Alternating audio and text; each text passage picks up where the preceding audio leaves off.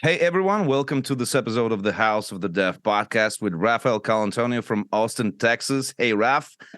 Hello. My name is Peter Salnikov, and our special guest for this episode is Ilya Eremeev, the co-founder and managing partner of the Games Fund, a video games-focused VC fund. Hey man, thank you very much for joining us. Sure. Hi everyone. Thank you for having me. You are entering the House of the Dev. This time we've got a pretty abstract topic. Who defines the future of games, or what defines the future of games? But for the sake of introduction, I've got a little story to tell. Now, about a year ago, we've had Viktor Antonov, the co-creator of Dishonored and Half-Life 2, on our podcast. Do you remember that, Raphael? Oh, yeah. So Victor told us back then that he's preparing some huge news, and last month it turned out that Victor and his partners have funded a new studio called Eschatology Entertainment, and they're working on a new hardcore game set in the apocalyptic West. And all this became possible because of the funding the studio received from the Games Fund. So yeah, that's that. Thank you, Ilya, for making this happen. Yeah. I think everybody's thrilled for the next game. Can we speak a bit about that? For starters, I realize you're tired of talking about money, and for everybody out there, there's plenty of videos of Ilya answering all sorts of questions about funding and money. We'll leave a couple of links in the description, okay? So let's put it that way. Funding studios, to me, it sounds like taking responsibility for the upcoming games and overall landscape of the industry. What's your take on that? And do you feel yourself a person who leads the industry in a certain way? And what is the way that you see necessary for the industry these days? Even how necessary is funding for video game startups? No. Of course not. I mean, when you choose which studio you support, you kind of create a whole new, vector of creative thinking. You support a certain school of thought, maybe, or maybe you put something down cynically. How does it work from your perspective? Okay, because the fund is, it's a financial organization in the first place. So we're mostly looking for opportunities that would, in our opinion, would have financial success. But I believe that in video games industry, financial success is, pretty often tied to the quality of the game and to the impact that the game is kind of inflicting to the audience. There are cases where there is a super cool game, super well crafted, super innovative design and stuff like that. But for some reason, it didn't get enough attention and it's not financially successful. But I don't believe that there are some, the case that the game is successful and makes a shit ton of money, and it's a bad game. I believe that it's an impossible case. And if there are people who are playing this game, who are enjoying it, even if they are kind of complaining in a comment section or leaving negative feedback on a Steam page, they still playing, they still kind of getting that positive impact on their life, they're getting that experience. They only think how it could be different if there has been a massive marketing campaign and the game did not met the expectations of the audience. So it's kind of a form of fraud in a way. So it's a bad thing, but because we're playing a kind of long game, and we expect that the sales of the game would not be just in a release date, but will be for kind of extended period in time. If the game is really bad, it would affect the future sales, and financially successful game could not be bad. So when we choose what kind of companies to fund, what kind of games to fund, we're considering their financial perspectives, and inside this kind of bracket of potentially financially successful companies, of course, we considering our own preferences, our own taste, and what kind of games we want to play by ourselves, and what kind of games we want to see like in the world, in the Steam, on mobile, and this way we're kind of shaping the future. But the thing is that it'll be it could sound like a lot of power in a single hand, but in a single pair of hands. But the fact is there are a lot of video game investors, and if it's kind of a community-driven effort, because if you didn't invest in this game, maybe someone else, like there are dozens of firms that are looking for anything promising, and so if something is not funded, maybe there are two options. It's really not a good enough game, so it's not impressed anyone, and maybe it's too niche to be attractive for institutional investors, and that kind of game should find some other way to the market besides venture capital. It's a complex equation between what the creatives wants to do, what people who are going to fund them think will work, and what actually works. And unfortunately, the reality is that people don't really know what will work. People don't really know what they will like in the future. So, of course, I'm on the side of the creative. I'm often frustrated at the market. Market being really made of the people who make the market and the people who are the market. And so if you think of like similarly to the movie industry, where everybody does a remake all the time, which is very, very depressing. And it's true right now. You have like Call of Duty 17 or something, whatever, and the reason why they do those is because people are buying them. The day that people don't buy them anymore, they will stop doing that and they will try something else. And so then you have other investors that come. They don't have franchises. If they had them, they would probably do that. They would, they would probably just like keep like milking those franchises they have. But they don't have them, so they are like, okay, we want a piece of the cake. So and often these people are also gamers themselves, and they have an opinion about games. What games are what they want to see, and what is too niche, what is But there's so many variables. Marketing is part of one. Luck, timing, quality of the team, So at the level of a pitch, when someone comes with a pitch, all you can trust is the team, the idea, and that can you even trust that really? You can trust it to some degree. So it's always a very difficult choice for the investors. So my approach as a creative is that I don't really want to care too much about all this. I'm on my path. I believe in what I do. I believe in my team. I try to find people who like the tune that I'm singing and they want to be part of that. And in our case, it's sometimes we hit, sometimes we don't, but we're consistent. I assume that's how you come up with a genuine idea, genuine market, as opposed to trying to chase it. Because the risk of trying to chase the market and what works, what doesn't work, is that it's you can't really know.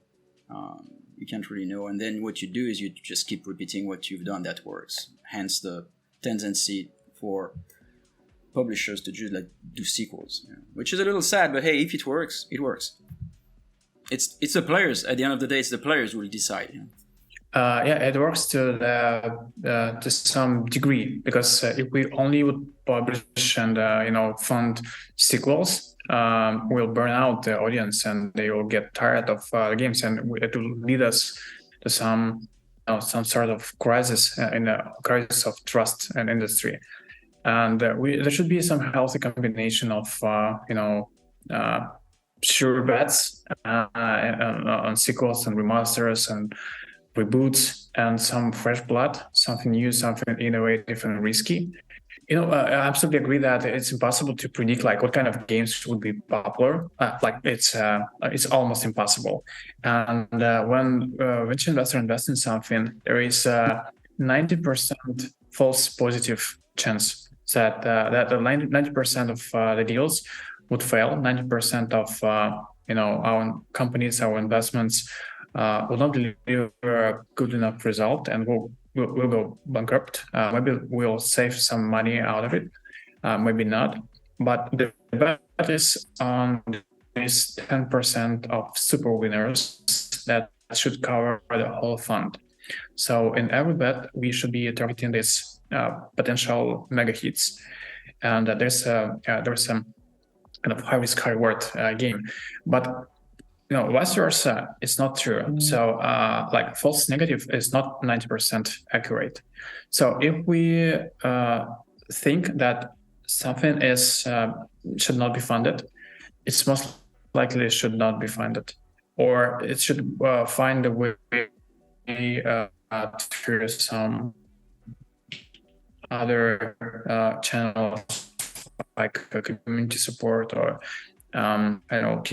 big misses. Like Airbnb is one of the most famous misses for venture investors. Like all the big guys, they been thinking that it's a crazy idea, it's not gonna work, and they all passed on this opportunity on a really good terms. And it turned out that it has been actually a real good idea. But the rate of false positives is much, much higher than with false negatives. I have a funny story about that. So I can't remember if it was like 10 to 15 years ago.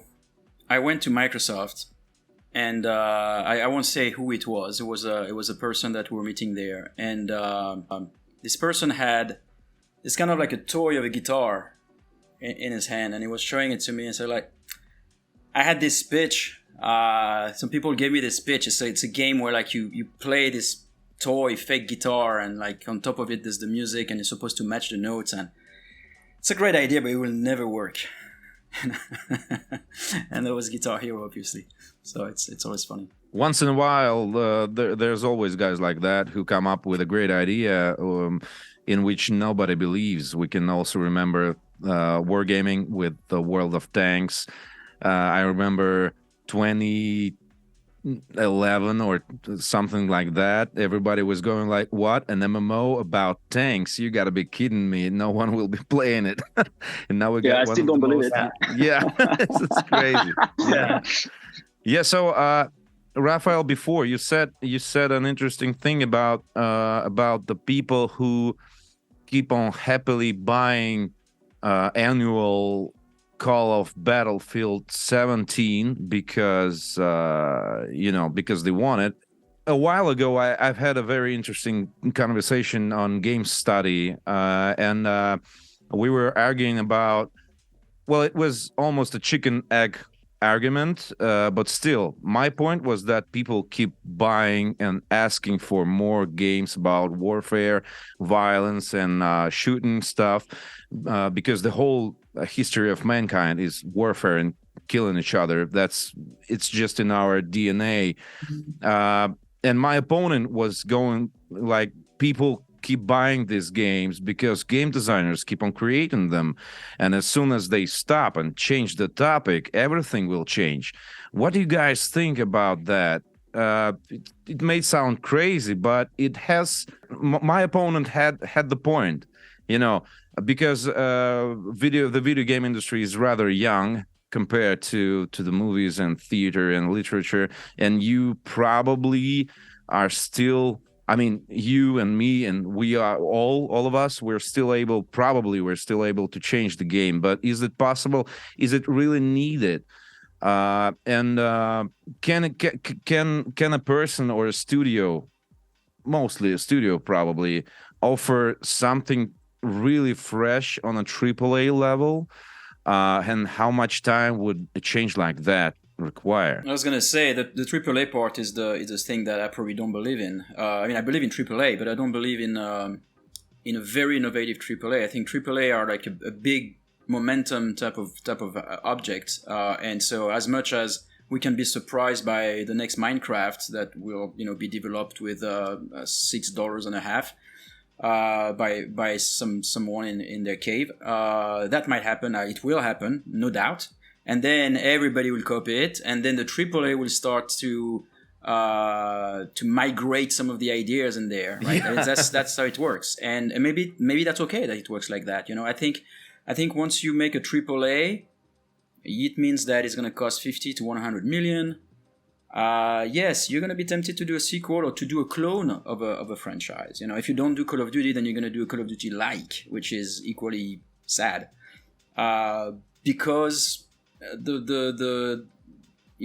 the safe thing to do. There's nothing safer than that, frankly. And so I understand if I had $100 million, and I was told like, Raph, you got to select a team now and it's gonna make money. No, don't choose it just because of what you like. Choose it because it's gonna make money. I might do that too. So it's a sad, but because as long as the people buy them, it's like the fault is the gamers. It's not the creative, it's not the business people. The really it's like the gamers of the game they want.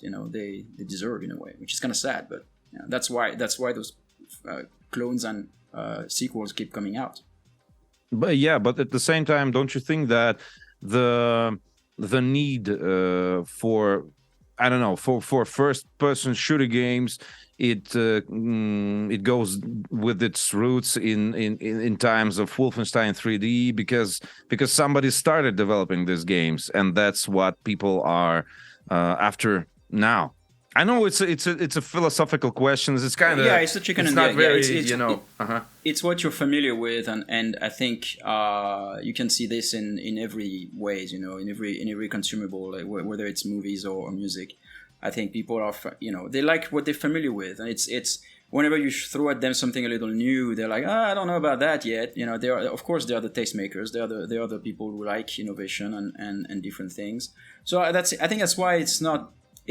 On one hand, I find it a little sad. On the other hand, I think it's just part of the process. It's like, big games are going to do what they do, and small games are going to try like little things until something sticks, and then they're acquired by this giant company for a lot of money, and then they go, yeah, we made it, and then they become big and they make big things forever that are sequels of the things that they find when they were small. It seems like it's the process, and meanwhile, other people with money try to find the next thing and or invest in clones. That's like, well, I guess it's the way it has to be, as long as everybody's happy at the end. That part I don't know. I agree, but it's actually not that bad. While we keep finding innovative ideas and creators are able to create and have environment to create. And actually, I believe that currently we live in a time when it's tremendously easy to create something because you don't have any technical constraints, and the only constraint is in your mind. Yeah. So if you have something innovative in your mind, you could develop it with minimal resources. You don't ever have to raise venture funding to create something innovative and small scale and make it big, right? So you have Unity, you have free tools for almost everything. You don't need money, you don't need team. Today I talked with a guy who developed a competitive free-to-play shooter game in Unreal Engine by himself. It looks brilliant, and it's super innovative. It's something like 30 people against 30 people.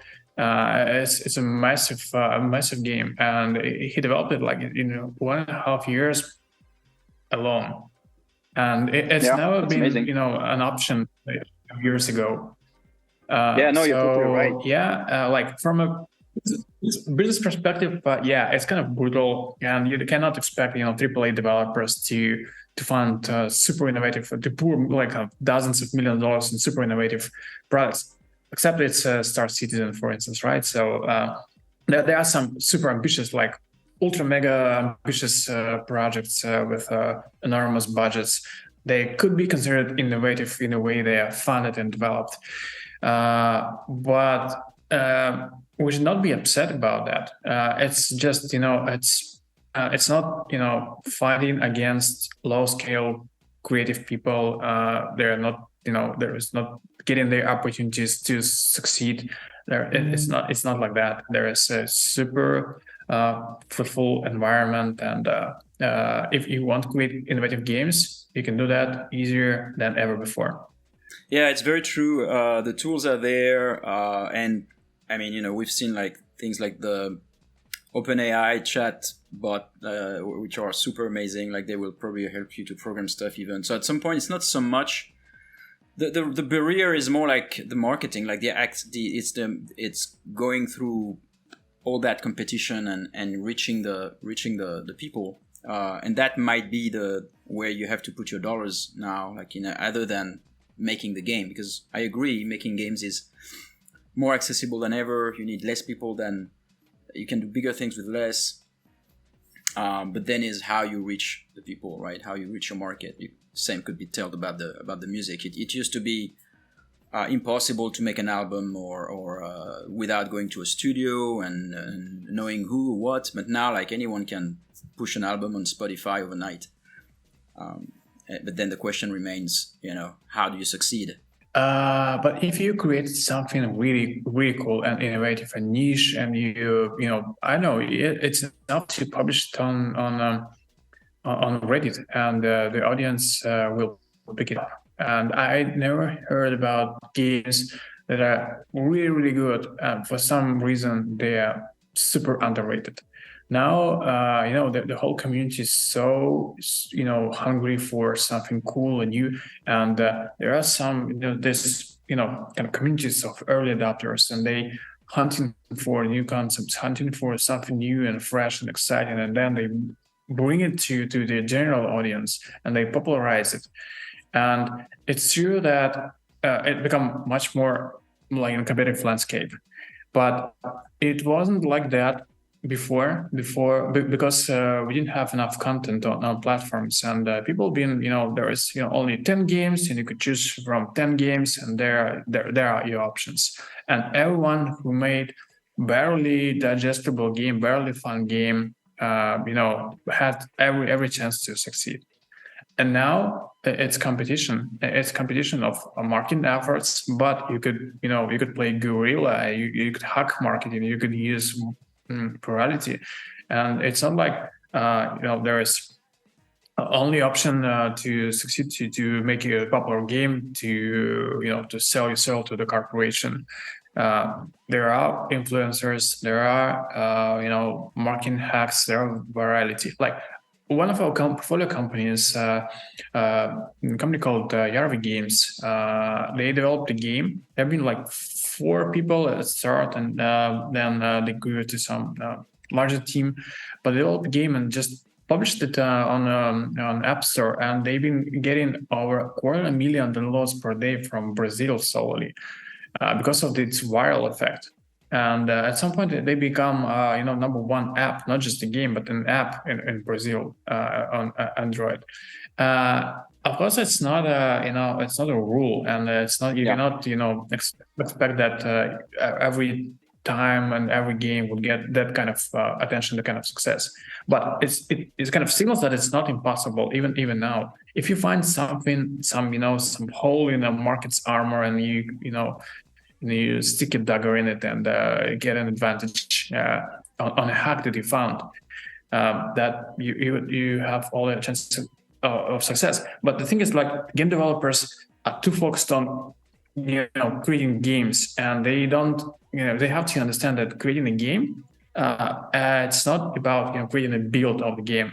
It's a social phenomena, and we should treat it as social phenomena. And a huge part of the social phenomena is how to deliver that game to the audience, how to connect to the audience, because the experience of the game is happening when players play in your game. If you created an awesome game and nobody plays it, you kind of failed as creator.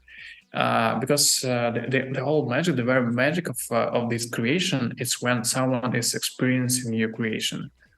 And And that's why the audience is so important, and that's why you have to pay attention how to distribute a game and get it to the audience, because that's a half of the creation process. Speaking about the new ideas that we as developers keep on searching for, and that gamers are, well, they say that they're looking for.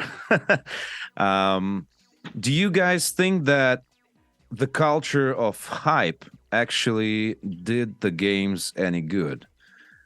Because I've noticed that behind the curtain of hype, I mean, the contrary of hype is always hate. So that's the hype generated the hate culture. We've got Callisto Protocol that came out this weekend, and everybody hates the game because everybody hyped it, and now the game has some technical issues on the release, and now everybody hates it. So that's kind of how stuff works in the gaming industry in the past years, and that algorithm kind of prevents people from seeing interesting stuff around them. I mean, after during the pandemic, I really think that we don't talk about this enough, because looking back at 2022, I realized that, like, when you take a peek at the Game Awards pretenders, you would probably see that there are like 5 games fighting each other in each category, and everybody's whining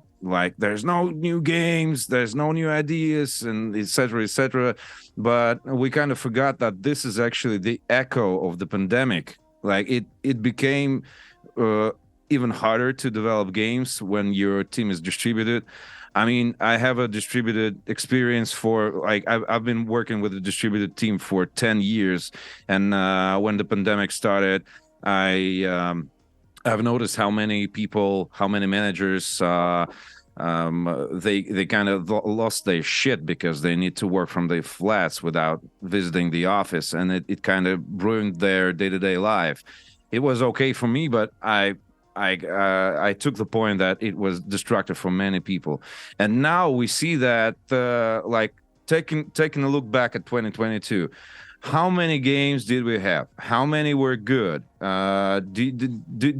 Do we really need to look forward for more new hits? Or maybe we should just, take a break, stop, breathe out, and look at games that were lost behind the curtain of hype and hate and all this, shit fighting to each other.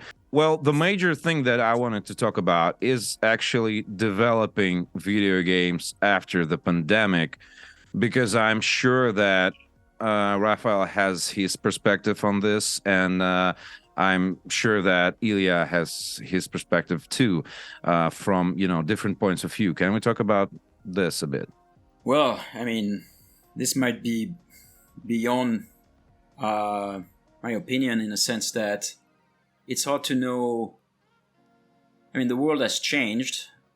I have changed. People that I work with have changed. It's communication is different now. Like trends, what people like, what we like. So how much of it is the pandemic? How much of it is just us changing and being tired of some of this stuff? At the moment, I think for our part, we are. It feels pretty good because we're back into working from home, but meeting in person every once in a while, so that we gather the entire team on one site, and those are great moments because it kind of makes that human link that is so important in creativity, that then we can go back to our places and work remotely and still have that kind of like thin thread of human connection we had like last time, until we need to build it up again and meet again in a hotel together. That's what we've been doing, and it felt very good.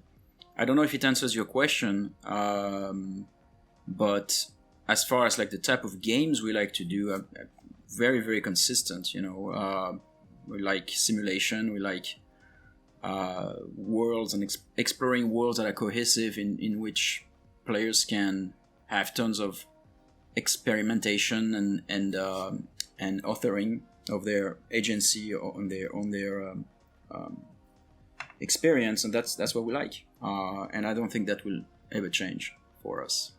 For life. As your tweet was going, immersive sims for life. Yes.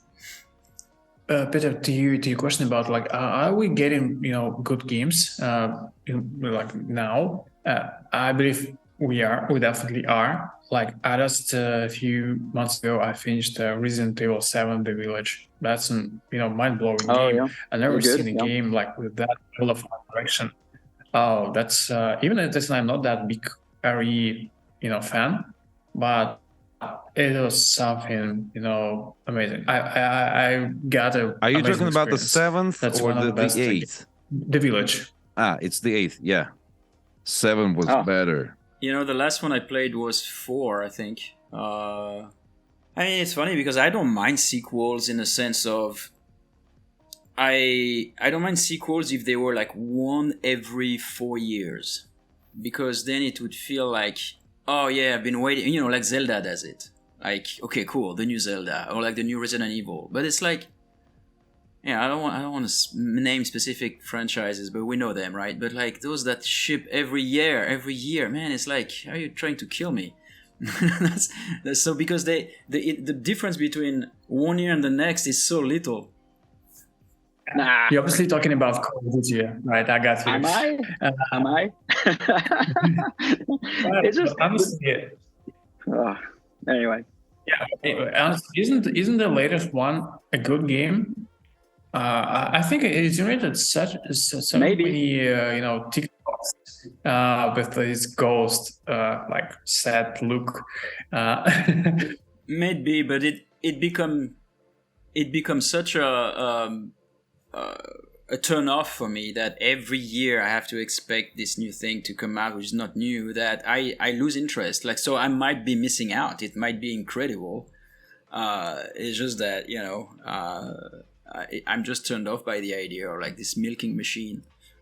Yeah, and it's super funny. Like we're sitting here and whining about the lack of new ideas, about the Call of Duty coming out each year, and then the new Call of Duty comes out, and it's like it's another new level of blockbuster shit. It's not just another Call of Duty you have to expect, Raphael. It's like it sets the record of the sales for the Call of Duty series. I don't know how it works. It sounds crazy every time. Every time, like what? Is there so many new people out there to buy this amount of copies of your new game? Yeah, they got to not buy something else, right? Yeah. Yeah, it's us who got tired of all the sequels and remasters, but the audience is changing. The audience is growing. There are not just the same people. Not that fast. Not that fast. Like every year. Not the audience of like PC general audience. The audience of Call of Duty is changing, right? So people have been playing other games, and then they wanted to give it a try, and there's for some reason they decided to ditch Battlefield or play Call of Duty in addition to Battlefield. But the thing is that it's a decent game. It's set sales records. Its audience keep growing. It's been supported by side projects in the same franchise like Warzone and the Warzone 2, and it's also expanded the audience of the franchise. So I think it's a good thing, and at the same time we are getting other experimental and innovative games in addition to Call of Duty. It's not like we're getting Call of Duty instead of other games, but there is some truth in words of words of guy that you mentioned before. Like people who are engaged in developing Call of Duty, they could be creating something else, right? So they are hiring top talents, hiring top engineers, top artists, top designers, and they forcing them to create the same game over and over again. If there will be no Call of Duty, they could be working on something else, something creative and something, artsy. The choice of art house shit is much wider than even ever before. If you're really into that, like you get all the freedom and all the options you can find, and there's unlimited opportunities to find some weird shit in Steam or out of Steam. So I don't think that we losing something while getting Call of Duty. Yeah, except for the devs who probably look at the success of games like that and go like, I don't want to develop my original idea. It's too original. Everybody wants to shoot everyone with boring semi-automatic guns and like with boring semi-automatic gun sounds in boring camouflage. It's not it's not the Call of Duty series exactly that frustrates me personally. It's the past summer there were a couple of video game festivals, and I've watched every trailer when they've ended, and I've seen a brilliant comment under under some video, like it was going something like, in indie games, you gotta imagine if you are a potato, or if you are a mice, or if you are a card deck, or if you are a steering wheel, or whatever. In AAA games, you gotta imagine, what if you have a gun? So it's not the Call of Duty itself; it's the whole paradigm of imagine what if you have a gun. And after I read this comment, I was like, man, this is so true. Like, imagine a narrative designer or a writer or a lead artist who develop a world. It's a fictional world with cool backstory and the motives of the heroes and the drama and a love story maybe. And then somebody walks into a room and goes like, now give the gun. Just give him the gun. And it kind of puts down all the rest in the game. Do really many things matter to a player when he has a gun? It's true, but I mean, look, there are some big AAA games where you have a gun and that are deeper than just that, right? And just to name a few, Fallouts. Yeah, you have sports. But if you have a gun, like you have like old, some interesting RPGs, like the Fallout franchise, or hopefully maybe the next Deus Ex or whatever, where you have guns and you can, and you can do more than just killing people. I mean, that's what we tried with things like Dishonored and Prey. You had guns, and it was in the AAA realm. But you're right. Yeah, I mean, as soon as you give a gun, most of the action is gonna be around what can you do with a gun, and there's not much other than shooting at people. Yeah, it's true. There is kind of an anecdote. Like there are three types of games, right? First one, you shoot boys shooting things. Second one, it's a metaphor for depression. Third one is Nintendo games. So that's like you could choose one option, and every game could fall into one of the categories. But yeah, that's true. Like. But even if with a gun, you could tell a compelling story, like take Max Payne 1 and 2, right? So despite that, there have been a lot of shootings. Why not 3, man? Hold on a second. Why not Max Payne 3? I hate how they changed the main character, like bold Payne Hawaiian T-shirt. No, you can't. All right. Yeah, I've been Exit the depressed by Max Payne. There is one aspect to the AAA industry. I mean, which might compete in other ways that is not necessarily creative. Because there is a shortage of developers in general right now, and because the AAA games are needing even more people, it does create some sort of crazy competition between huge companies that need 400-500 people, and so they raise the salaries. They will do anything to get people on their next game number 22, and that creates a problem for smaller devs that want to be, they still, we also need people, but we can't pay those absolutely crazy salaries. So in that regard, it's but again, it's just the ecology, the ecosystem, the way it is, right? It's and there's no. It's not like I have a bitterness about it or a solution to propose. I'm just saying, like, yeah, well, that thing is happening, right? So it's like one more challenge, and we have to go around that. And in a way, when you recruit people that come to your company, if you're not one of those, if you're not like in the AAA business, then at least they come to you because they really like that. So it might be a good filtering, not by choice. That is true. That is true. But at the same time, I've noticed that in the past few years, there's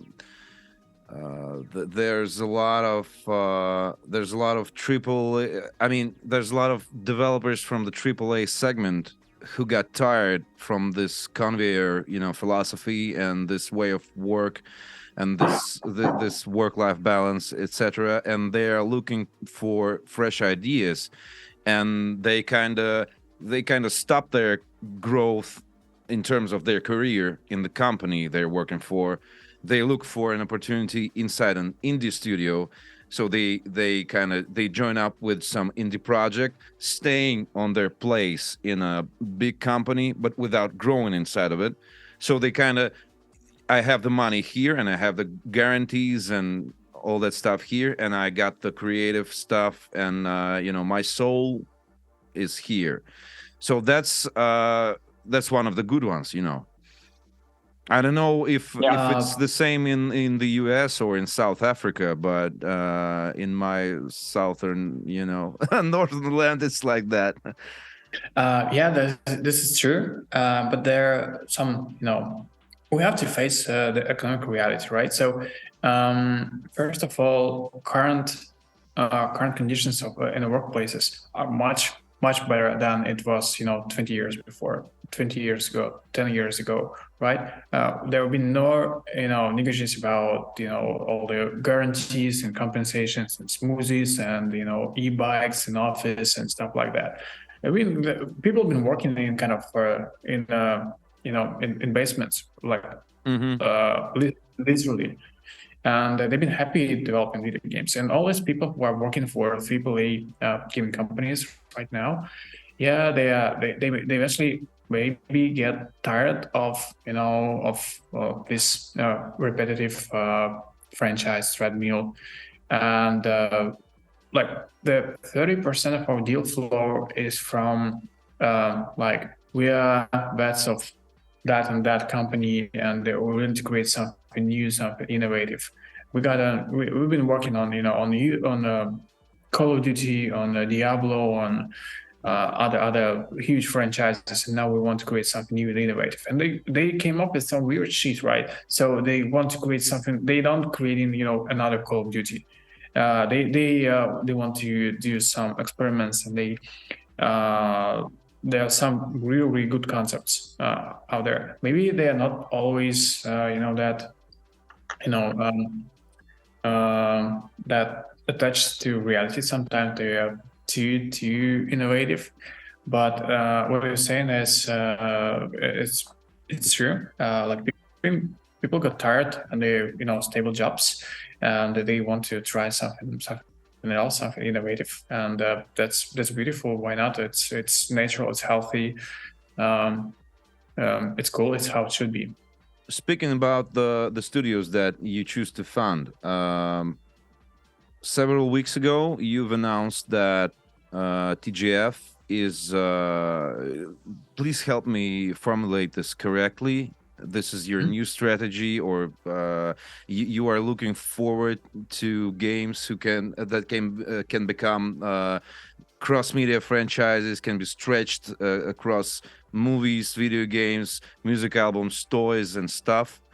Can we talk about that? Is that something that the devs outside the AAA segment should really look at, or is that not their headache?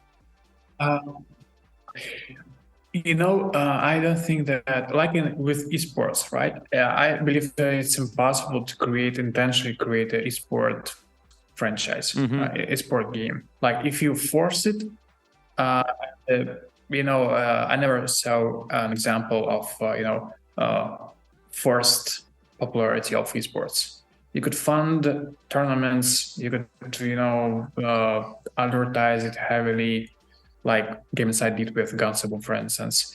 And if the franchise is not picked up by the audience,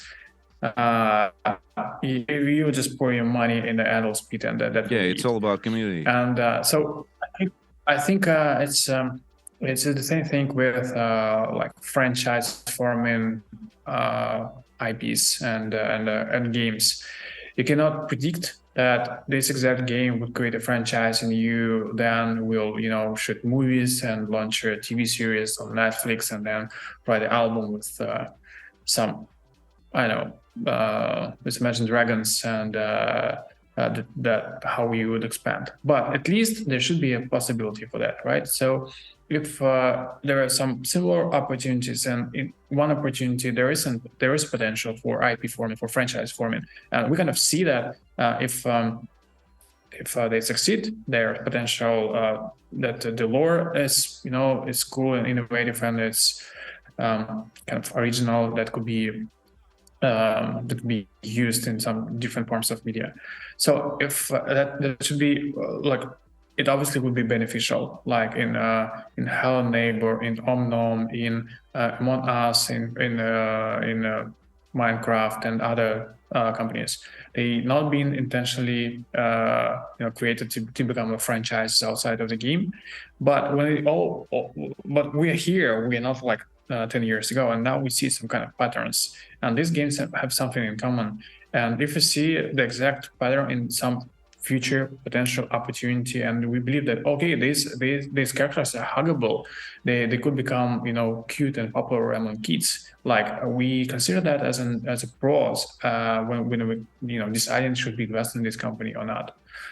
And if there is some general high fantasy without any new ideas, it's obvious that it's almost have no chances to create a new franchise, and nobody would write books based on this game and something like that. So I wouldn't say that it's kind of a new strategy. It's kind of a new insight that we got. Like if there is a potential to create a multi-platform, multimedia IP, that would be good, and people should consider that when we decide what to start in development. Raphael, I suddenly recalled that I actually have 2 Dishonored novels right there. Oh yeah. Yeah. Nice. So speaking of which, can you relate to that? Were you trying to, I don't know, control in some way how Dishonored gets bigger than just a video game? What was your your point of view on that back in the day? Yeah, no, there was not really an intention. I mean, I'll tell you, like the new game I'm working on right now, I do see how I would like it to be maybe part of like a TV show or something. And I think the reason why Dishonored had those novels and same could have been done with Prey. I think we design our worlds so that they are much bigger than the game. But that serves the game primarily. It's to bring that depth, that illusion, which from the player standpoint, where they are evolving in a world that is, like real. Like they look behind buildings and there's something, and the building was made for a reason, and the people that inhabit the buildings are there for a reason. They'll have a story, etc.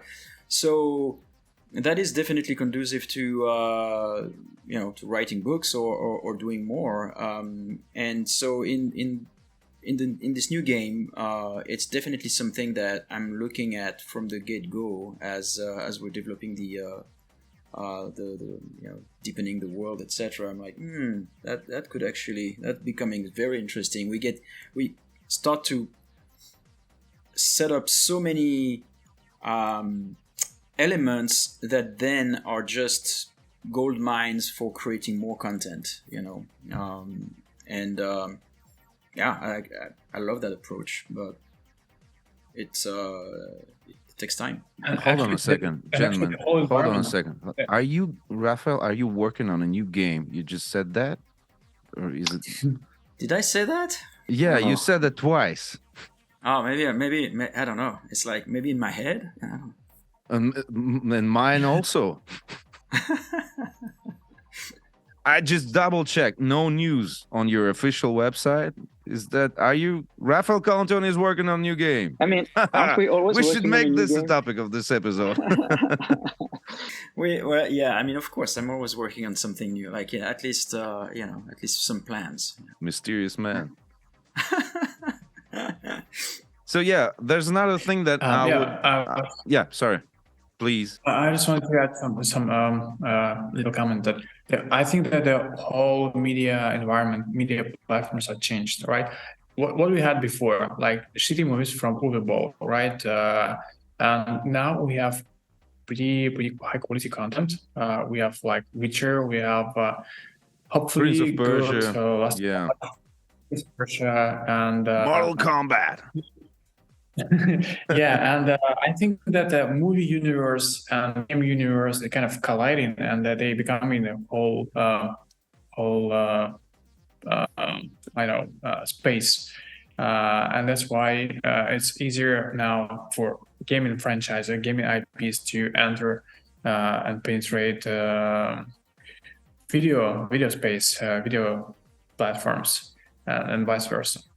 Yeah, and also gamers are everywhere. I think it used to be, imagine going to a TV organization 30 years ago and saying, hey, we'd like to make a movie with this game. They'd be laughing, right? They'd be like, oh, this is a toy. Like, what are you talking about? And now, like, people that are in charge of TV channels, they're probably gamers themselves. So those bridges are created this way. We have a Lego movie, right? So it's live along deep lore games. It's probably the last thing that I wanted to ask about, but I'm sure that you guys have a lot to share in this. Every now and then, there's something from the outside, kind of threatening to destroy the old world, including social networks, the iPhone, portable gaming, VR. AI. NFTs, AI, yes, and all that stuff, but it never kills anything, actually. It just adds up to what already exists. But maybe sometimes it prevents something to develop further.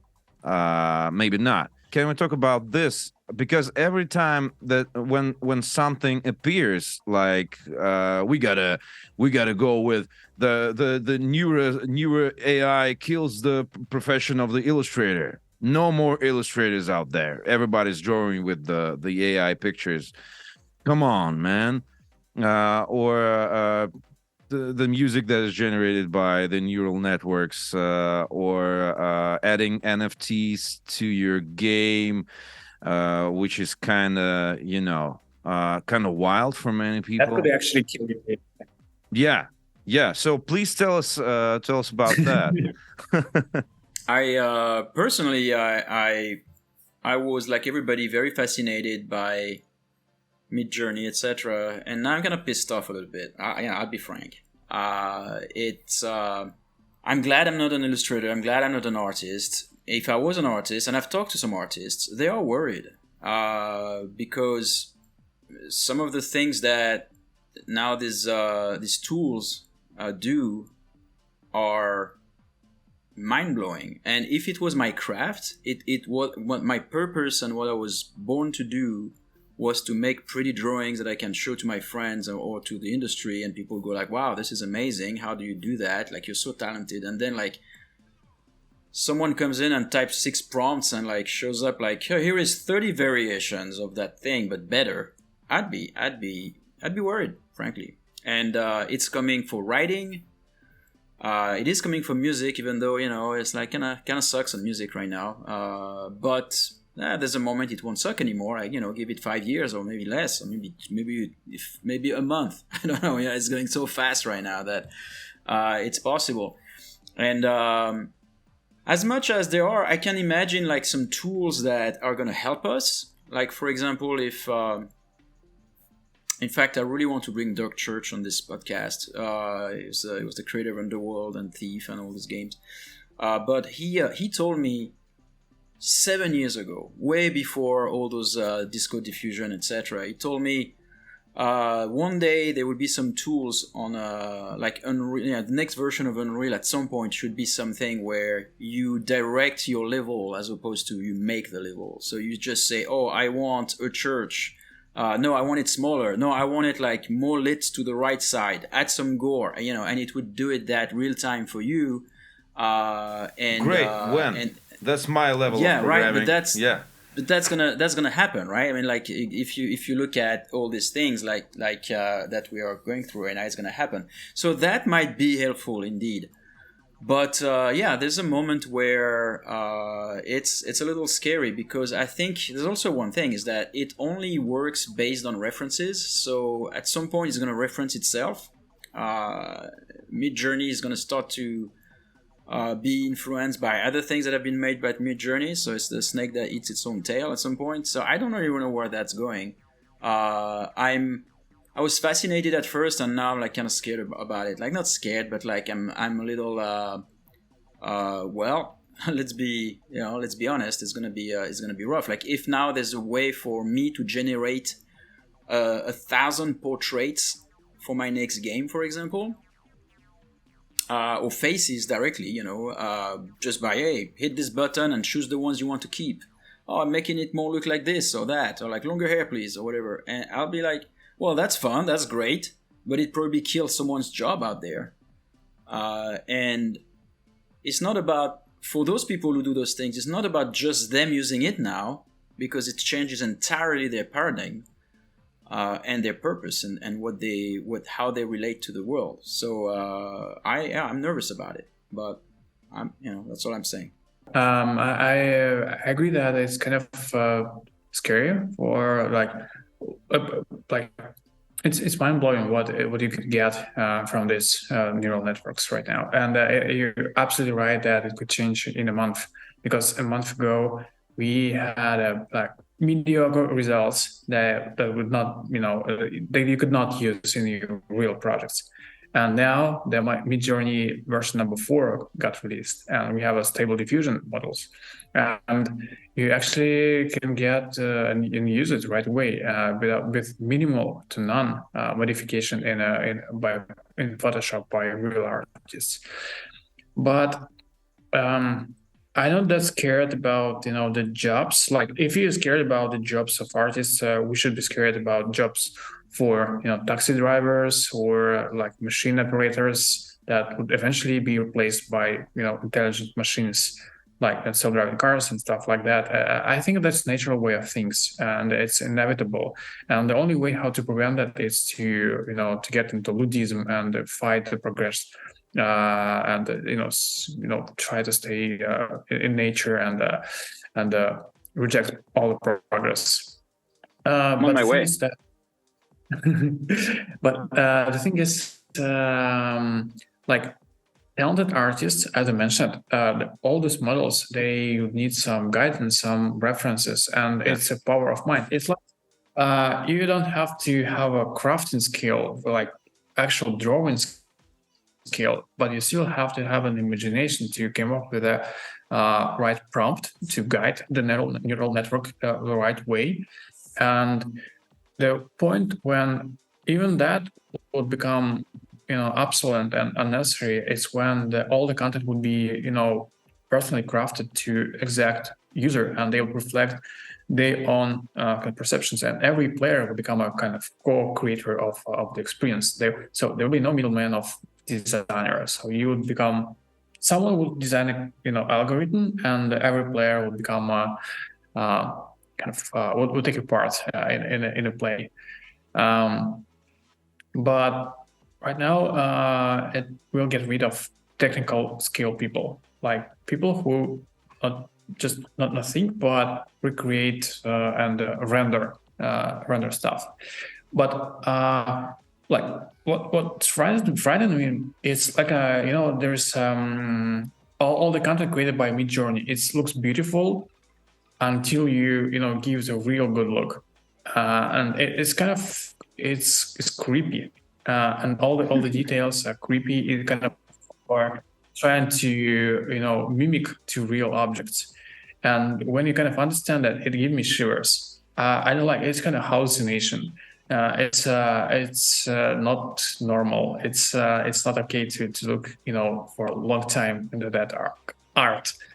And maybe I know I never heard or saw a finished product entirely created by neural networks, and the music is it's a good example, because algorithmic music is boring. It's not fun. It's not creative. It's not pleasant to hear. I don't know whoever listens to generative music except for like lo-fi for studying and stuff like that. You cannot create Queen or Aerosmith or I don't know, Kendrick Lamar by algorithm. You will probably be able to human... do that stuff with algorithms, but you were right when you were saying that you still need a live person with taste, knowledge, and at least some sort of education to write something down that prompt. And the phenomenon of art is that a living being creates something artificial, be it a world of music fantasy or a world of literature fantasy or whatever else. I just don't think that something artificial created by another artificial thing will really become something groundbreaking. It is useful. It will be useful, and I agree with you, Ilya, in that science fiction, hypothesis that in 30,000 years, every user will get his own experience generated by something without the need to buy anything on Steam or App Store. But that's ahead of us. At that point, nobody will ever worry about that shit anymore. It's just Maybe it's not that far. Maybe we are seeing it happen right now.